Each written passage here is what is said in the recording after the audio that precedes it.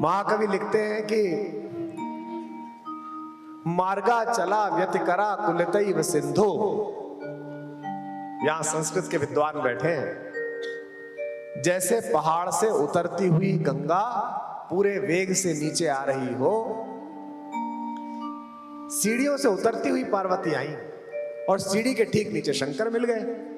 विशाल काय शरीर, कोमलांगी हमारी माता, जो व्रत के कारण वैसे भी कृशकाय हो चुकी थी, शंकर के सामने पहुंची। उज्जैनी के कवि, विश्व के सांस्कृतिक महाकवि कालिदास ने लिखा, मार्गा चला व्यतिकरा कुलितैव सिंधु। जैसे ऊपर से उतरती हुई गंगा के सामने अचानक कोई विशाल हिमालय का टुकड़ा आ जाए। शैलाधिराज तनया न ययौ न तस्थौ, न आगे जा सकती थी न पीछे जा सकती थी। आप सबको पता है कि विवाह हुआ, शंकर का विवाह भारत में बारातों की पहली परंपरा है। उससे पहले बारात नहीं निकली थी। पहली बार शंकर बारात लेकर गए और एक नया मानक हमारे भगवान ने तय कर दिया कि जब बारात के लिए जाएं तो जो ऋषभ के ऊपर बैठा है दूल्हा, घोड़े के ऊपर जो बैठा है, उसके अलावा नीचे जितने हैं सब बराबर हैं, चाहे फूफा हो चाहे चाचा हो, सब समान हैं, एक जैसे हैं। कामदेव को समाप्त करने वाले, उसके अहंकार का नाश करने वाले भगवान शंकर हम पर कृपा करें। ऐसा रामकथा के अनन्यवाचक और सनातन धर्म की ज्योति, जिनकी कवित्व शैली के कारण विश्व भर में बची रही, पूज्य बाबा तुलसी ने ऐसा कहा। मैं सोचता हूं कि शंकर और राम एक दूसरे की पूजा करते हैं, एक दूसरे के सखा हैं, एक दूसरे के आराध्य और आराधना दोनों हैं, लेकिन ये कामदेव का संबंध दोनों से अलग अलग कैसे हुआ? जिस उज्जैनी में मैं बैठा हूं, इसी उज्जैनी के महान लेखक शकार विक्रमादित्य के नवरत्नों में से एक, भारत के सांस्कृतिक महाकवि कालिदास जी ने ऋतु संहार में जो वर्णन किया है, या आप्त कथाओं से जो वर्णन आता है, उसको पहली बार में पढ़ने पर मुझे कामदेव का कोई दोष नहीं लगा। मुझे लगता था बचपन से जब मैं पढ़ता था कि कामदेव का क्या दोष था जो भगवान शंकर की तीसरे आंख से निकली हुई प्रलय ज्वाला में वो भस्म हो गया। और कालिदास जी ने कामदेव की पत्नी रति के विलाप का इतना सुंदर, इतना रससिक्त वर्णन किया है कि नागार्जुन तो ये तक शंका करते हैं कि रति रोई थी कि आप रोए थे। शिवजी के तीसरे नेत्र से निकली हुई प्रलय ज्वाला में दत्त मिश्रित सुखी समधा सम कामदेव जब भस्म हो गया, कालिदास सच सच बतलाना, रति रोई या तुम रोए थे?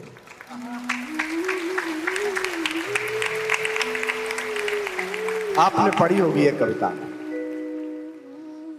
वर्षा ऋतु की स्निग्ध भूमिका, प्रथम दिवस आषाढ़ मास का, देख गगन में श्याम गनगटा, विदुर यक्ष का मन जब मचला, खड़े खड़े उस सुबक से चित्रकूट के सुबक शिखर पर। बहुत अच्छी कविता है, मुझे बड़ी प्रिय भी। तो एक तरफ तो हमें यह बताया गया कि भगवान ने कामदेव को भस्म कर दिया, और दूसरी तरफ जब मैं मानस पढ़ रहा था, वो मानस के माध्यम से स्वयं को पढ़ रहा था, तो मैंने देखा कि भगवान अपने अनुज शेषावतार लक्ष्मण जी के साथ मिथिला की गलियों में जब गए और मिथिला की एक वाटिका में गए, और वहां पहली बार उन्होंने माता को देखा, हमारी को, भुवन मोहिनी, भुवनेश्वरी, भारतेश्वरी माता सीता को, तो उनके हृदय में काम ने प्रवेश किया और भगवान ने अपने भाई से कहा कि रघुवंशन कर सहज स्वभाव, मन कुपंथ पग धरई न काऊ। हमारा तो स्वभाव है रघुवंशियों का कि किसी बुरे पंथ पर हमारा पैर बढ़ता नहीं है। और कहते कंकन किंकिन नूपुर धुन सुनी, कहत लखन सन राम हृदय गुनी। हे लक्ष्मण मानहु मदन दुंदुबी बाजी। ऐसा लग रहा है मेरे हृदय में कामदेव ने अपनी विजय का ट्रम्पेट बजा दिया, दुंदुबी बजा दी। एक बड़ा भाई, वो भी पिता के कद का बड़ा भाई, लक्ष्मण जिन्हें पिता ही मानते हैं। आप सबने पढ़ा, बचपन से लक्ष्मण को पता चल गया था कि मैं पुत्र दशरथ का बेशक हूं, लेकिन मेरा जीवन तो भैया के चरणों में है। 12 ते निज हितपति जानी, लक्ष्मण राम चरण रति मानी। और मां से भी पूछने गए कि मां मैं जाऊं कि नहीं जाऊं, भैया जंगल जा रहे हैं, मैं अयोध्या रहूं कि चला जाऊं। तो मां ने कहा कि जो पे राम सिया बन जाई, अवध तुम्हार काम कछु नहीं। बेटा अगर राम और सिया जंगल जा रहे हैं तो अयोध्या। और मां ने यह भी कहा जहां राम तहां अवध प्रमाना। तू कैसी अयोध्या की बात कर रहा है, राम जहां बस जाएंगे वही अयोध्या हो जाएगी, ऐसा माता सुमित्रा ने।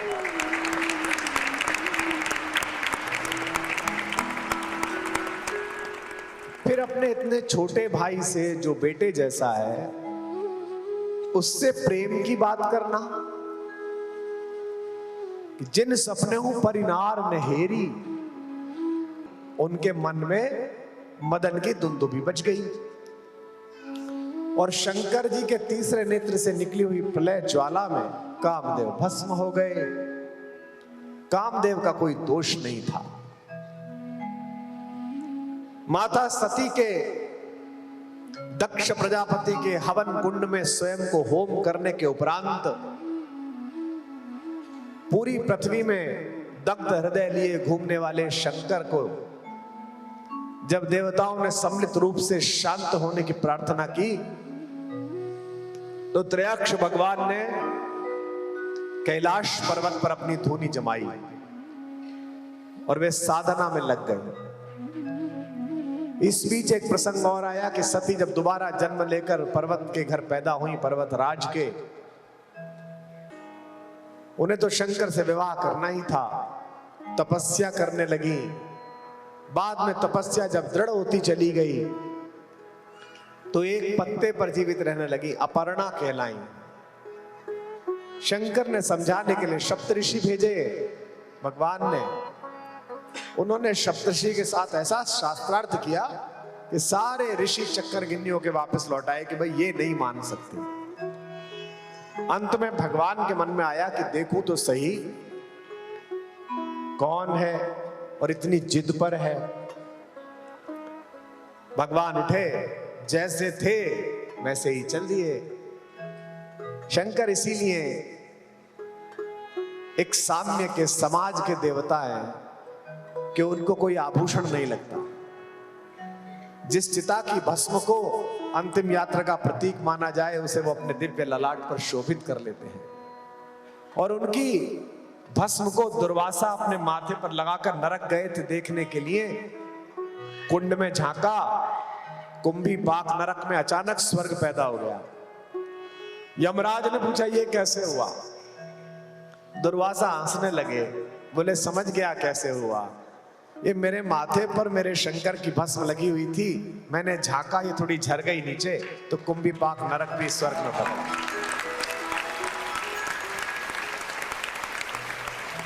मुझे आप लोगों के सौभाग्य से ईर्ष्या होती है कि आप ऐसे शहर में रहते हैं कि जिस भस्म के कुंभी पाक नरक के कुंड में पड़ जाने मात्र से नरक स्वर्ग में बदल जाता हो, आप उसी शंकर की भस्म रोज धारण करें।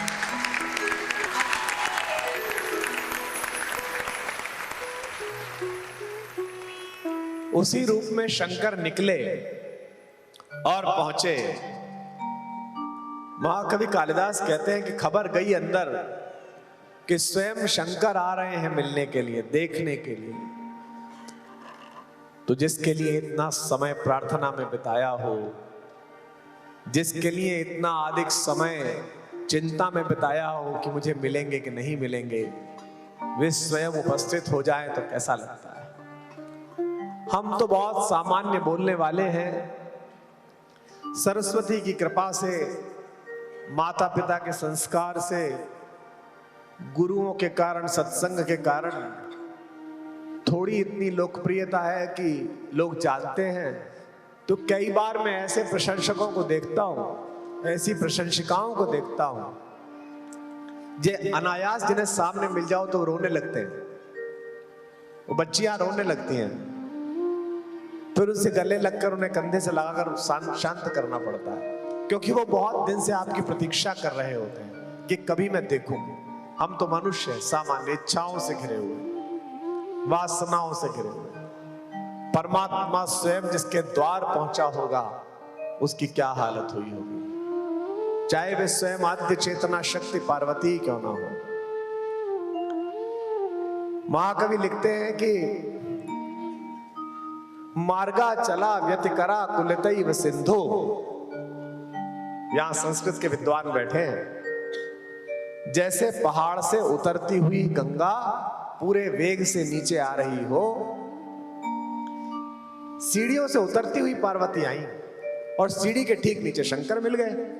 विशाल काय शरीर, कोमलांगी हमारी माता, जो व्रत के कारण वैसे भी कृशकाय हो चुकी थी, शंकर के सामने पहुंची।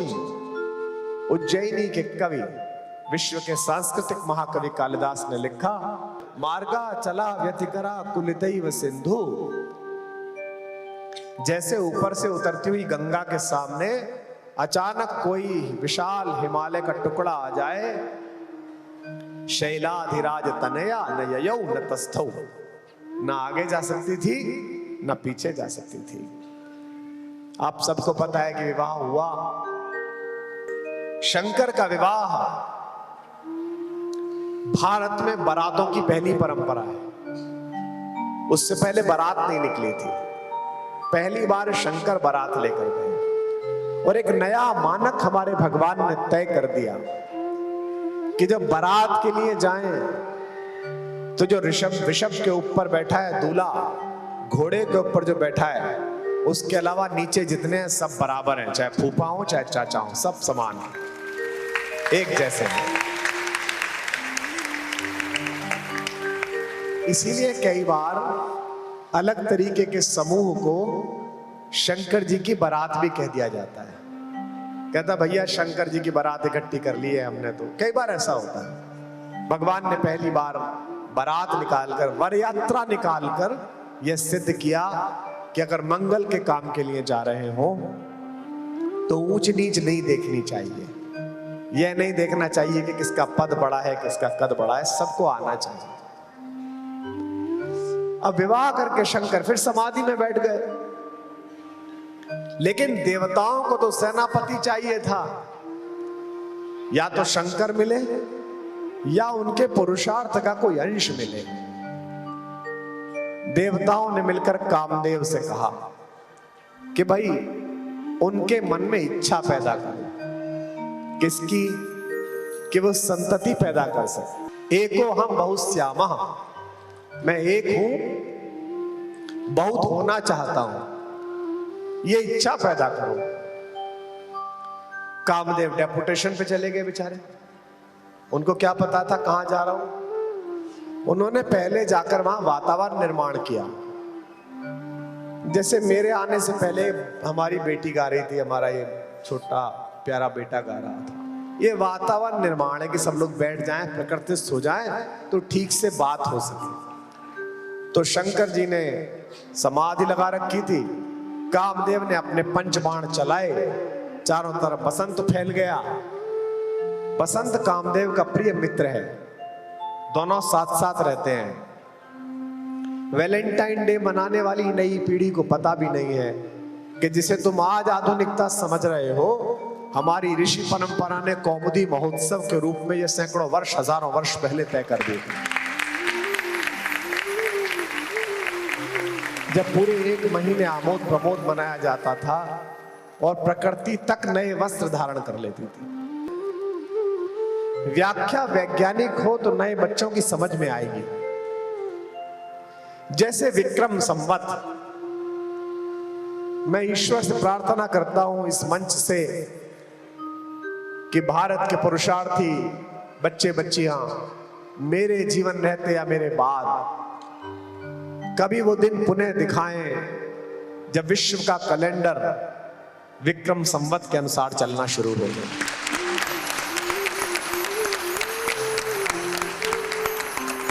संभवतः आपने मेरे कथन की गंभीरता पकड़ी होगी। मैंने कहा पुनः दिखाएं। मैंने ये नहीं कहा कि हम कैलेंडर बदलना चाहते हैं। मैंने ये कहा कि जो कैलेंडर बदल दिया गया है वो पुनः वहीं लौटे जहां था। तो मुझसे कई मेरे विश्वविद्यालय साथी पूछते हैं कि आप ना कई बार पोंगे जैसी बात करते हो, पूरी दुनिया कैसे जनवरी से हट जाएगी और आपने कहां बनाया कैलेंडर। मैंने कहा भाई, मैं तुझे पूरी तिथि संशुद्धि बताऊंगा तो 3 दिन बीत जाएंगे और मैं परमात्मा के काम में हस्तक्षेप नहीं करता। परमात्मा ने जिसको ज्ञानी बनाया है बहुत सोच के बनाया है, और परमात्मा ने अगर किसी को प्रचंड मूर्ख बनाया है तो वो भी बड़े श्रमपूर्वक बनाया है। उसको ज्यादा सुधारना, ज्यादा अच्छा बनाना अगर परमात्मा की इच्छा में नहीं है तो मेरे बस की भी नहीं है। मैं तो क्या ही करूंगा, तो क्या तुझे सुधारना। मैंने उसको बताया कि वर्ष प्रतिपदा से पूरे विश्व का कैलेंडर चलता था और तुम भी मेरे साथ चलते थे नए साल में। कैसे? पहला महीना मार्च, आओ मार्च शुरू करें। मार्च का मतलब क्या है? चलो अब मार्च को फैलाइए।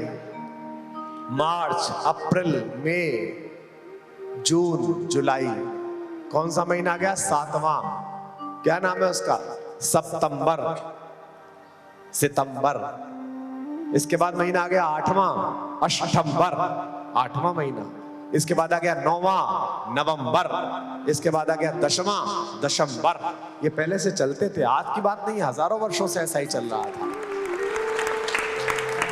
लेकिन राजनीतिक रूप से, सामरिक रूप से हम परास्त हुए।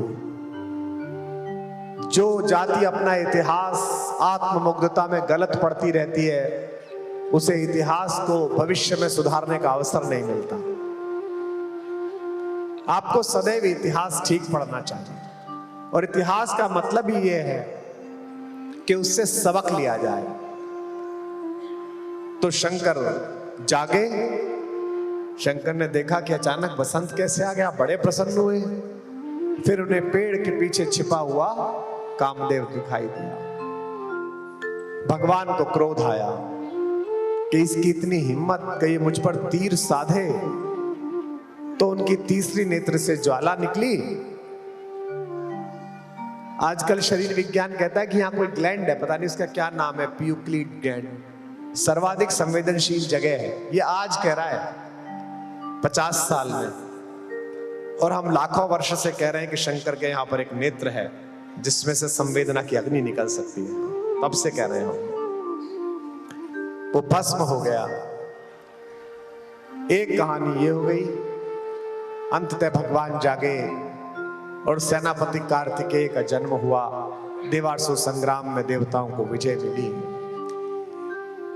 लेकिन कामदेव जब देह में ना रहे तो रति ने, उनकी पत्नी ने शंकर जी से कहा कि मेरा क्या दोष था, मेरे पति का क्या दोष था। वो तो ऑफिशियल ड्यूटी पर था, उनको तो देवताओं ने कहा था करके आओ, आपने उन्हें मार दिया। भगवान ने कहा हाँ बात तो सही है, तो फिर ऐसा करते हैं, मैं इसे जीवित तो नहीं कर सकता पर मैं इसे अशरीरी भाव के साथ जीवित कर दूंगा। जब तक प्रकृति चलेगी तेरा पति हर मनुष्य के अंदर, हर जीव जंतु के अंदर विद्यमान रहेगा।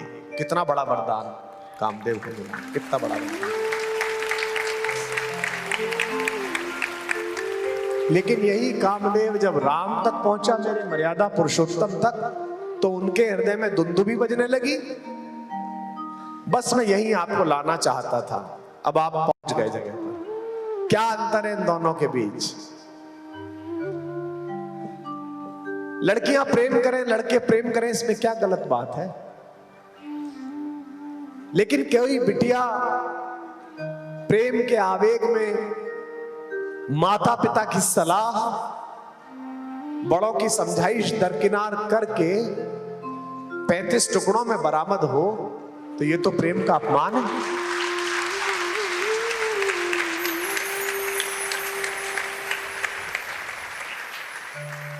जो हमें सिखा रहे हैं कि हम प्रेम विरोधी हैं पश्चिम वालों, मेरे आराध्य भुवन मोहन कन्हैया का एक भी मंदिर आपको ऐसा नहीं मिलेगा जब उनके पार्श्व में उनकी प्रेमिका राधा रानी खड़ी न मिले।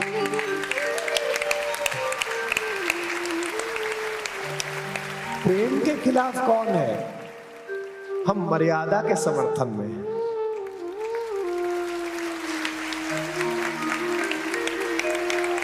हम उस जलती हुई अग्नि के चारों तरफ होने वाले 7 पैरों के साथ सप्तपदी के पवित्र बंधन के समर्थन में हैं।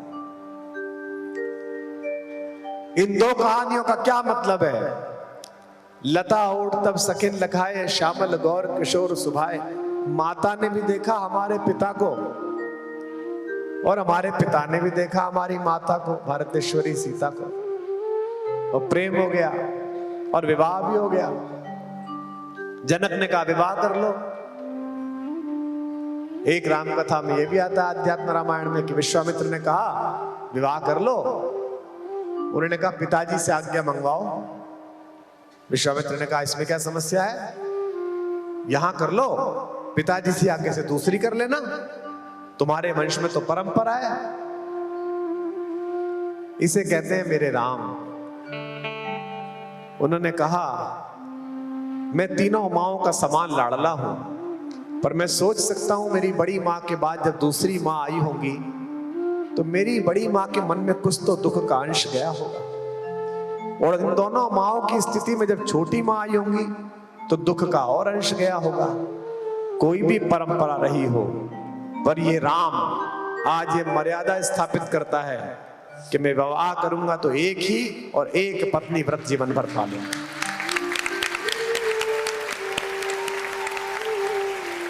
इसे कहते हैं मर्यादा का निर्धारण।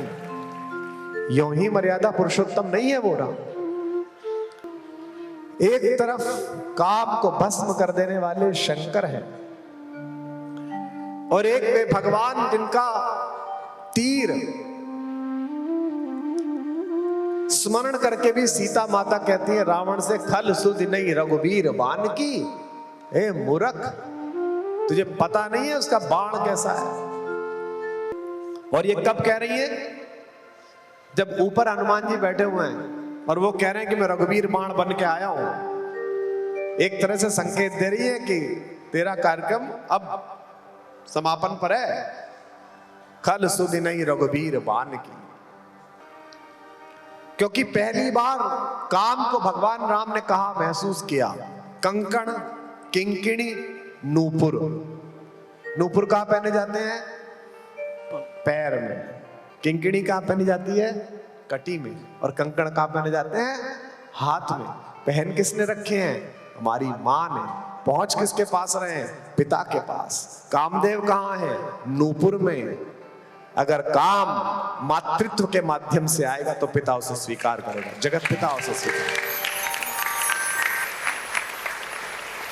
भगवान से वरदान मांगते हुए तुलसी बाबा जैसे बड़े व्यक्ति ने अंतिम पंक्ति में मांगा कि जैसे कामी को नारी प्यारी होती है, काम ही नारी प्यारी जिम, लोभ ही जिम प्रिय धाम, जन्म जन्म रति राम पद, यह वरदान महान।